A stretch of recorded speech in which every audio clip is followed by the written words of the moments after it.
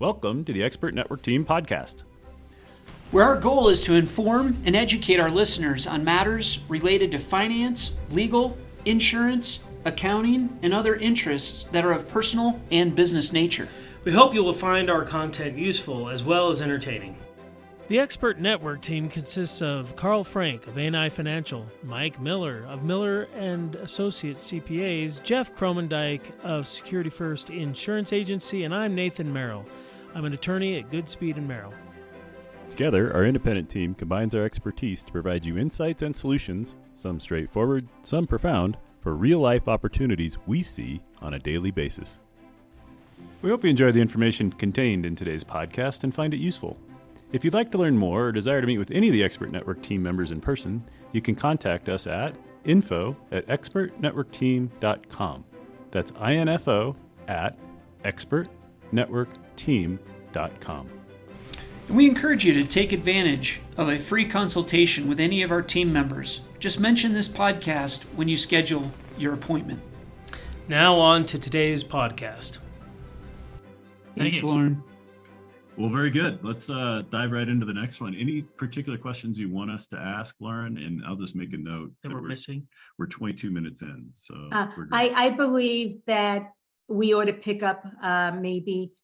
Do you need to do a little bit of a recap to start? Yeah, we'll start in with we were just talking about raising rates, because one question I do want to ask you on that is, and this is something I'm looking at doing because I'm definitely looking at raising my rates, but I want to backfill. So I want to bring in people who can do lower skill to keep work. your really important clients Right. that maybe they can't afford you now. So the backfill becomes important for me because I can spend my time focusing on the really significant issues and the work getting, every service business tends to have some sort of leverage component to it where you're using associates or that sort of stuff. So I want to ask you how that factors into your game plan as well. So we'll get to that. And when you do that, I'll be able to answer it. Awesome. Jeff? And the only thing I want to say is that I would like to then maybe I missed hearing it, but make sure that we talk about, what is the formula for going ahead and doing that. Sorry, so that's number 9. Nope. Yep. I'll make and sure you might we have do that. asked, but I got onto a different answer. No, I didn't specifically answer that. So we'll make sure we do that. We Okay. can go down some rabbit holes. It's my fault. So the third step is the raising rate. Is that right? Or are we still on step number 2? No, actually, the third step would be packaging your services, and Okay, raising rates would be step number 4. that's right. So we jumped ahead. No, it's all good. They don't know. Okay. Well, you want want me to to do the lead intro, in? or Jeff, you want to do the intro this time? No, go ahead, Nate. All right. Make sure you do a clap. Welcome to today's podcast. We're welcoming back, sorry, I'm gonna have to do this again. Lauren Fogelman. Thank you. Start all over again. Welcome to today's podcast. This is Nathan Merrill. I'm here with Karl Frank and Jeff Kromendijk. Good to see you guys again. Thanks, Nate. Great to be here, Nate. Thank you. And we have with us a distinguished guest, again, continuing over from our last podcast, Lauren Fogelman. Lauren, you work with professionals really, but CPAs primarily in terms of helping them enhance their business model to get more value out of their time. We were talking about this last time, and I want to pick up the conversation for listeners where we left off. We were talking about raising rates and sometimes the pushback that you get when you start approaching, the folks you're working with about raising rates. One thing that's occurred to me as I consider doing exactly that is adding in what I would call backfill or associates underneath me that can still provide some of the services at the previously, engaged rates for clients where the skill level may not be so high. Can you talk about how leverage and using different tiers of service providers can factor into a successful implementation of your design? Part of what I'm looking at is separating your fees from time in order to no longer have to do an hourly billing. And why don't we look at not just raising rates with clients, but raising the rates of what your associates are charging also to increase how much they're billing also, because I know that is a top concern for law firms as well.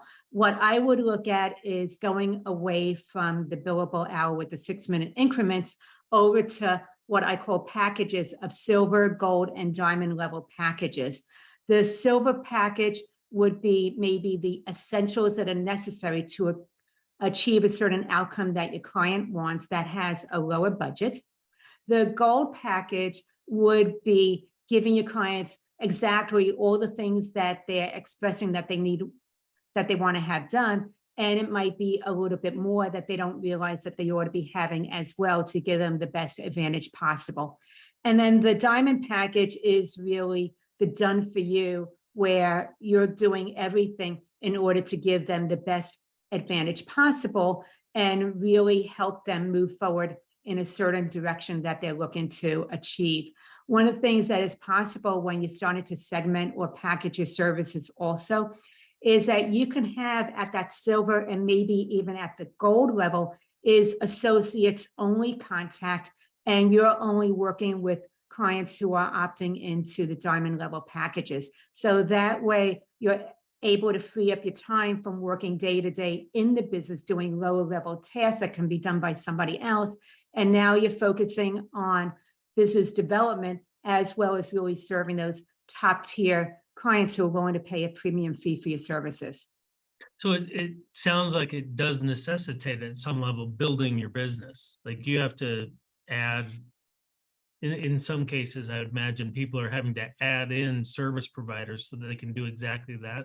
I think that this is something that we create to meet the specific needs of your firm. There are some people that don't want to have team members any longer or don't want team members in general. And it's possible to still create silver, gold, and diamond level service packages for their clients. And then there are others who do want to have a team and start to be able to delegate lower level tasks off of their plate onto somebody else's. So it is something that can be maybe flexed to the particular needs of where you want to go with your firm. Got it. So Lauren, let me just clarify this. I think it's fascinating. So it's really putting the focus on the deliverable as opposed to the amount of time that it's taking to deliver what the client's expecting, and pricing that at a level that is still of high value to the client and getting revenue based on the value that the client's actually perceiving, with the potential of maybe it not taking as much time to deliver on that deliverable. And that's kind of where the margin comes. Is that safe to say? Because I'm reminded of a phrase that the three of us have used in the past, which is oftentimes the client is buying something that we don't know we're selling. And there's always a discrepancy there. So I think it's natural for us to believe that what we're offering is of lower value than what the client is receiving. What this does is it really creates the deliverable. It focuses on the deliverable first, and then the value attached to that deliverable, regardless of how much time it takes us to deliver that. Is that really kind of where this thing really starts to make sense? Part of what you were mentioning, and you asked many different questions, and I might not have captured all of them. So part of what you were asking that I do want to hone in on is a lot of times the professional is really not sure of what their client is buying. But we can solve that in the initial consultation by having what I call a value conversation, where you are finding out why that particular client came to you and what they want to achieve. Once you know that, then it's possible to come up with options on how to best serve that client. And then coming from an advisory position, help that client make a best decision as to how to move forward with you. And the difference between how most firms approach this is they just give their potential clients one option. Either you follow this proposal and say yes to it, or you move on to some other option. But when we start moving into packages, you can give them 3 different options, and then they can decide how to work with you and move forward, as opposed to if to work with you or move on. So I don't know if I answered all your other questions, Jeff, but that was one of the ones that I wanted to think about. And yes, clients are buying outcomes as opposed to the technical work that you're doing in order to deliver the service. Example is when you are buying your very first home, you don't really care that there's 10,000 nails used to be able to build that home. That's not what you're buying, or where they got the lumber from, or if they use contract workers or employees and staff. What you care about is finally signing the contract to home ownership and paying your own mortgage instead of somebody else's, and eventually moving in and sleeping in your own home for that first night. So you're buying home ownership, but what happens is so many professionals, they're selling the 10,000 nails. I love that analogy. Yeah, it's good. That's better. That It's a helps me. great comparison. Mhm. You know, Lauren, what you shared goes right into the mindset of pricing and buying decisions, right? I mean, so many people we know, they want to earn more, they want to have more time. They're not even sure how to start. What do you recommend to start separating the fees from time? We've been doing a lot of talk and build up to this, and this is a specific process. If you've been listening and you're interested in moving away from charging a fixed fee that's based on your time and cost or an hourly rate, this is what I call the good, better, best pricing. And the way that it works is it's similar to learning how to ride a two-wheel bicycle. In the beginning, you're really shaky and you're off balance and unsure of yourself, and you probably skin your knees a little bit. And then you get better over time. So this is kind of like having the training wheels in pricing in order to be able to shift away from connecting your fees to time. So with the good, better, best model, what happens is you have new clients coming to you, and you're going to have new clients coming to you. What I want you to come up is, what would that fixed cost be that you would originally give them? And now we're going to go ahead and give them your new good rate. That means taking that initial fixed fee and multiplying it by 1.5. I want you to enroll 3 new clients at that new good rate. It gives you some evidence that you can actually charge more than what you thought the market would bear, and you were able to charge. After you enroll 3 new clients at your new good rate, we're going to go up to tier 2. We're going to go to your better rate. Once again, you have new clients come into you, come up with that initial flat fee that you would have charged them. And now we're going to go ahead and multiply it by 2. This means that you are now earning twice what you would have earned, no additional time spent working. And as you're doing this, you get better at having that initial consultation with clients. You know some of the questions to anticipate that might come up, and you're better prepared to answer them. And after you enroll 3 people at your new good rate, better rate, we're going to go to tier 3, which will be your best rate. Once again, you have people coming to you, come up with that original proposal or price that you would have offered. Now we're going to multiply it by 3x. Enrolling people at 3 times what you originally would have charged takes courage, not confidence. The confidence comes later.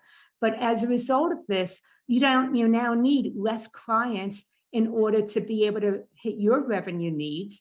And as a result of that, you're getting your free time back. You're able to work with clients at a deeper level than you were before. And it makes such a difference in how you look at your business, and you're no longer burned out. Things that used to feel dull and a drag are now a joy to you. And you also realize that you're working with a better level client that respects and appreciates what you bring to the table as a consultant. So as you're doing this, eventually your new best rate needs to be recalibrated, and that goes to the bottom of the pile, and you go through the good, better, best pricing. And that's the way to start to move away from an hourly rate where you're connecting your fees at time into a value-based pricing, and how you can go ahead and earn 2 to 3 times more than you originally are charging for your services. Nate his wheels are spinning, man. You can see them. I can see them. They're cranking. I love it. This is very practical. Thank you so Also, much. I want to say, if anybody wants the exact steps to do it, I have a free resource you can get. You could go to businesssuccesssolution.com/value and get that free resource that lays it all out with packaging and pricing. That is fantastic. We'll make sure we put that in the liner notes. And is there anything else you want us to know about today? I mean, we've got a great next step that we can share with the accountants who we know. Yeah, well, we talked a lot about pricing, but part of what I do want to touch on is that raising rates with new clients is different than legacy clients. And I don't want you to have two different pricing models now where the new clients are maybe in packages and value priced, and then the legacy clients are at their old fees from when they first started out working with you. So I want to give you the steps to start going back to your legacy clients and getting them up to your new fees so you don't have two business models. And also to just let you know that some people start doing this with their new clients, others start with their current clients with raising rates. I would say 75% of professionals start out with their new clients because they don't have any history with you. It's easier to do that. There's less pushback. And then the 25% that start with their legacy clients are already maxed out and they don't really want new clients at this point because they don't have capacity. So they're the ones that are looking to go back to their old clients and start with them first. But these are the steps to start getting your legacy clients up to your new rates. The very first thing you want to do is communicate to them that you are making some changes in your business model. I don't want you including in this communication about how your costs have gone up and how you have more expenses. They don't really care because they're having the same thing happen to them. That's not a good, valid reason from my point of view. So you really want to let them know that you're making some changes to your business model. And you can communicate this through either email or a letter through the postal service, but most people do email at this point. And then the second thing you want to do is go ahead and get something on the calendar to have a conversation with them. If you have someone on your staff that can reach out, follow through, and get a conversation scheduled, have that person do it for you. You don't need to be the one reaching out and getting them on your calendar. So go ahead and get that conversation scheduled. Now, the third step is you're going to have that conversation with them. This is where we want to have what I call that value conversation, where you're focusing on what's of top of mind for them. So ask them, what is it that they want to achieve over the next 12 months? How can they tell if they've achieved those things? So you may be getting some of the metrics that you ought to be aiming for or measuring. Why is this important to them? What happens if they can achieve that? What are maybe some of the concerns they have about achieving that? And also because you work with a variety of similar clients, maybe there's something that they're overlooking because they just haven't been there yet, but you know that this is going to be coming down the pipeline for them, and you want to bring that into the conversation as well to really have them see the value of having you as a consultant on their team. So those are some of the questions you want to be asking at that value conversation. After that, you're going to talk about the packages of how to move forward working with you. And this is where we're taking your hourly clients and we're now transitioning them into a package, and you'll have a silver, gold, and diamond option for them to move into. And this is where you might find that some of those silver level clients that you have right now that you thought were very, very price sensitive, they might go for a gold or diamond option. And it just changes your entire relationship with them because either they didn't know that you offered those things and they were interested in it, or they're just at that next level and really ready for that. And then the last part of this is get ready for some objections because people don't like change. So instead of hearing that pushback, that objection, and you just getting all flustered and shutting down the conversation because it feels like it's a confrontational conversation, I want you to be ready for those objections, create a soundbite of how you want to answer them, practice it out loud with either your fur baby or maybe in front of your mirror or possibly with an associate who can role play with you, because what you write down as a soundbite and how you say it out loud are two different things. And I want it to come out natural and not scripted.